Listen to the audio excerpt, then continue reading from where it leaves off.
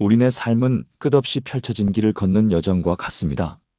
어떤 날은 봄날의 햇살처럼 따사롭고 발걸음이 가벼운가 하면 또 어떤 날은 세찬 비바람이 몰아쳐 한 걸음 내딛기조차 버거운 순간이 찾아옵니다.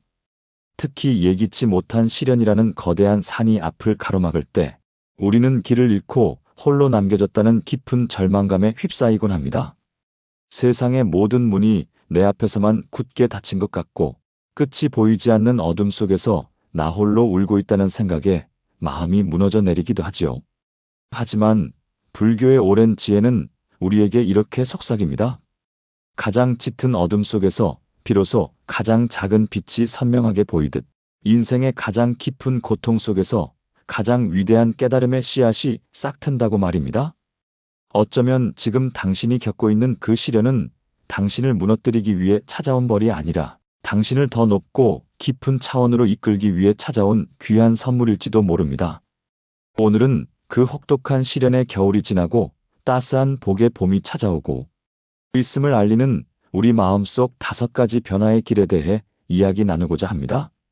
이 이야기가 지금 힘든 시간을 걷고 있는 당신의 마음에 작은 등불 하나를 켜는 계기가 되기를 진심으로 바랍니다. 첫 번째 길, 원망의 화살이 세상을 향하다 마침내 나에게로 돌아올 때 고통의 소용돌이에 처음 휘말리면 우리는 본능적으로 그 원인을 밖에서 찾으려 합니다. 나를 힘들게 하는 사람을 원망하고 불공평한 세상을 탓하며 나의 불운한 운명을 한탄합니다. 왜 하필 나에게 이런 일이 일어났는가? 하는 날카로운 질문은 끊임없이 타인과 세상을 향해 날아가는 원망의 화살이 됩니다. 그 화살은 잠시의 위안을 줄지는 몰라도 결국 더 큰 상처와 고립감만을 남긴 채 돌아오기 마련입니다. 그러던 어느 순간 문득 깨닫게 되는 날이 옵니다. 세상을 향해 쏘아대던 그 모든 화살이 사실은 허공을 맴돌다 결국 나 자신에게로 향하고 있었다는 것을 말입니다. 이것은 스스로를 탓하는 자책과는 다릅니다. 이는 모든 현상은 결국 내 마음이 만들어낸 그림자임을 어렴풋이 깨닫기 시작하는 성숙한 자기 성찰의 첫걸음입니다. 한 남자가 있었습니다. 그는 큰 사업에 실패한 후 모든 것을 잃고 깊은 절망에 빠졌습니다. 처음 몇 년간은 자신을 배신한 동업자를 저주하고 도와주지 않은 세상을 원망하며 술로 세월을 보냈습니다. 그의 마음은 분노와 증오로 가득 찬 지옥과도 같았습니다. 그러던 어느 비 오는 날 처마 밑에서 빗줄기를 바라보던 그는 문득 이런 생각을 하게 됩니다. 그 사람이 나를 배신한 것은 사실이다. 세상이 내게 무정했던 것도 사실이다. 하지만 그 사실에 이토록 오래 나를 묶어두고 고통 속에 살게 한 것은 과연 누구인가? 그 질문 끝에 그는 눈물을 흘렸습니다. 그를 가장 괴롭혔던 것은 지나간 과거의 사건이 아니라 그 사건을 놓아주지 못하고 끊임없이 되새김질하며 분노를 키워온 자기 자신의 마음이었다는 것을 깨달았기 때문입니다. 그날 이후 그는 더 이상 남을 탓하지 않았습니다. 대신 자신의 마음을 들여다보기 시작했습니다. 왜 나는 그토록 인정받고 싶어 했을까? 왜 나는 돈과 성공에 그토록 집착했을까?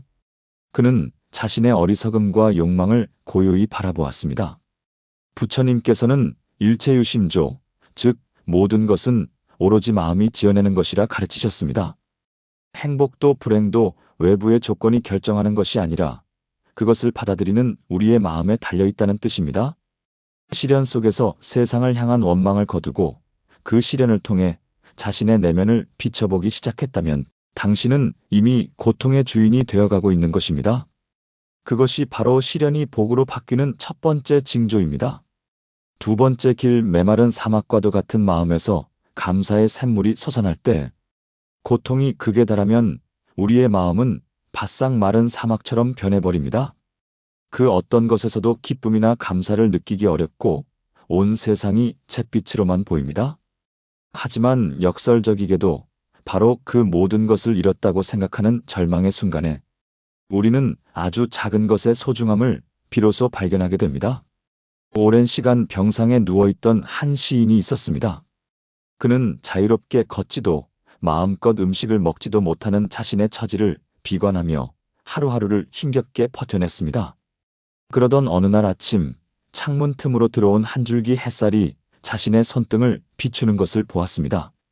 늘 그 자리에 있었지만 한 번도 의식하지 못했던 그 햇살이 그날따라 유난히 따스하고 찬란하게 느껴졌습니다.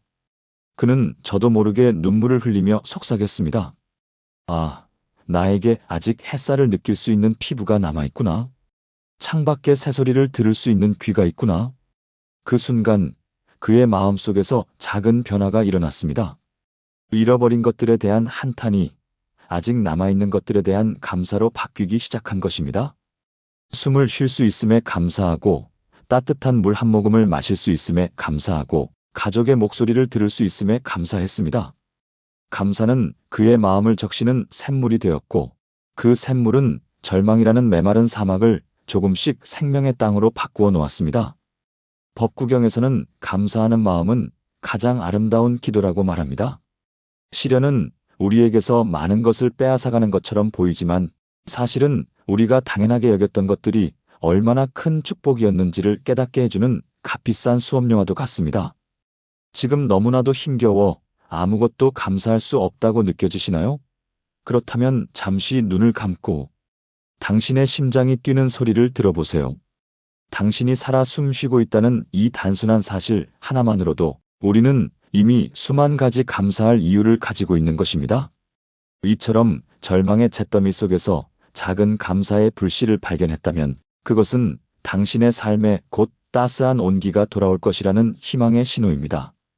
세 번째 길, 나라는 단단한 울타리가 허물어지고 타인의 슬픔이 스며들 때 깊은 고통은 우리를 지독히도 이기적으로 만들곤 합니다. 세상에서 내가 겪는 아픔이 가장 크다고 느끼며 나라는 좁은 감옥에 스스로를 가두어 버립니다.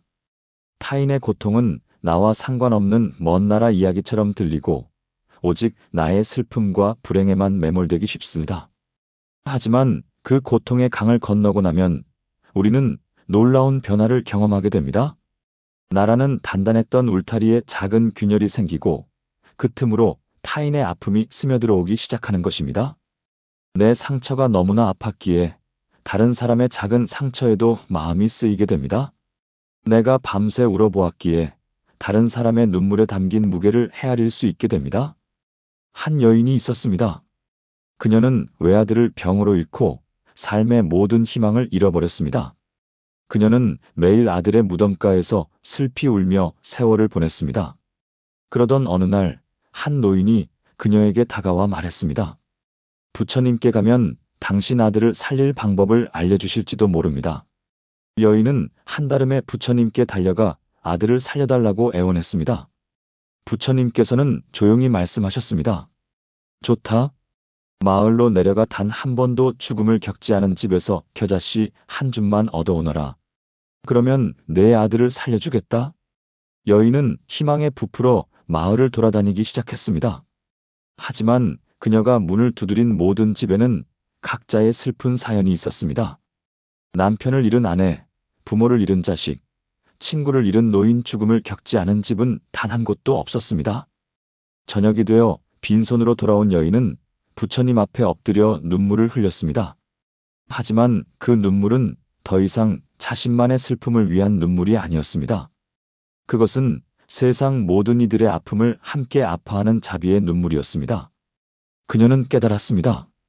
고통은 나 혼자만의 것이 아니라는 것을, 모든 존재는 슬픔이라는 끈으로 서로 연결되어 있다는 것을, 부처님께서는 모든 존재는 연결되어 있으며 고통은 자비의 씨앗이 된다고 가르치셨습니다.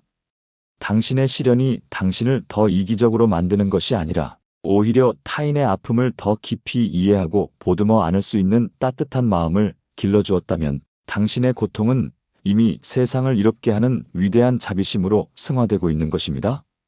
그것이야말로 시련이 남기는 가장 향기로운 복의 열매입니다.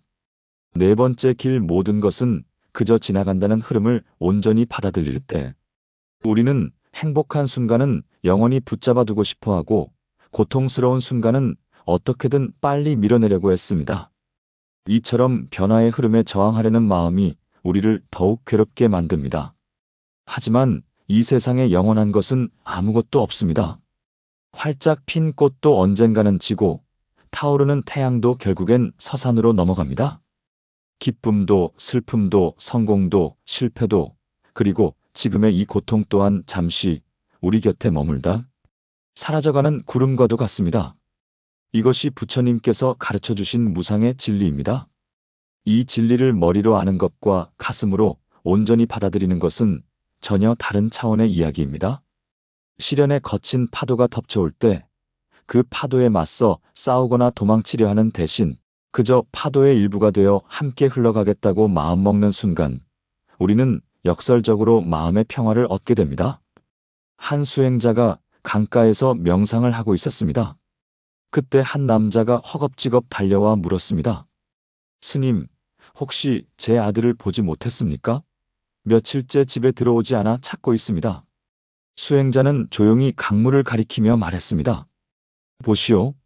저 강물은 단 한순간도 멈추지 않고 흘러갑니다. 어제의 강물은 이미 바다로 갔고 오늘의 강물도 곧 그렇게 될 것입니다. 당신의 근심과 걱정도 저 강물과 같습니다. 그것을 붙잡으려 할수록 당신은 더 큰 고통의 소용돌이에 휘말리게 될 것입니다. 그저 흐르게 두십시오. 남자는 그 말을 듣고 한동안 말없이 강물만 바라보다가 조용히 고개를 끄덕이고 돌아갔습니다. 그는 아들을 찾는 것을 포기한 것이 아니었습니다. 다만 아들을 찾아 헤매는 그 과정 속에서 자신의 마음을 괴롭히던 불안과 집착을 강물에 흘려보내는 법을 배운 것입니다. 이 또한 지나가리라. 이 짧은 문장 속에 담긴 깊은 지혜를 진심으로 받아들이게 될 때 우리는 더 이상 시련의 노예가 되지 않습니다. 시련이라는 손님이 찾아오면 잠시 머물 자리를 내어주되 언젠가는 떠나갈 손님임을 알기에 깊이 연연하지 않게 됩니다. 당신의 마음이 현재의 고통에 묶여있지 않고 모든 것은 변화한다는 자연의 섭리를 고요히 받아들이기 시작했다면 당신은 이미 집착의 감옥에서 벗어나 자유의 문턱에 서 있는 것입니다. 다섯 번째 길 고통의 의미를 되물으며 삶의 깊은 소명을 발견할 때 시련이 우리에게 주는 마지막 선물은 바로 그 고통 속에서 삶의 더 깊은 의미와 목적, 즉 소명을 발견하게 한다는 것입니다. 평탄하고 안락한 삶 속에서는 우리는 좀처럼 나는 왜 사는가? 내 삶의 진정한 목적은 무엇인가? 와 같은 근원적인 질문을 던지지 않습니다. 하지만 모든 것이 무너져 내리는 절망의 벼랑 끝에 서게 될 때 우리는 비로소 삶의 본질과 마주하게 됩니다. 한때 잘 나가던 사업가였던 사람이 있었습니다.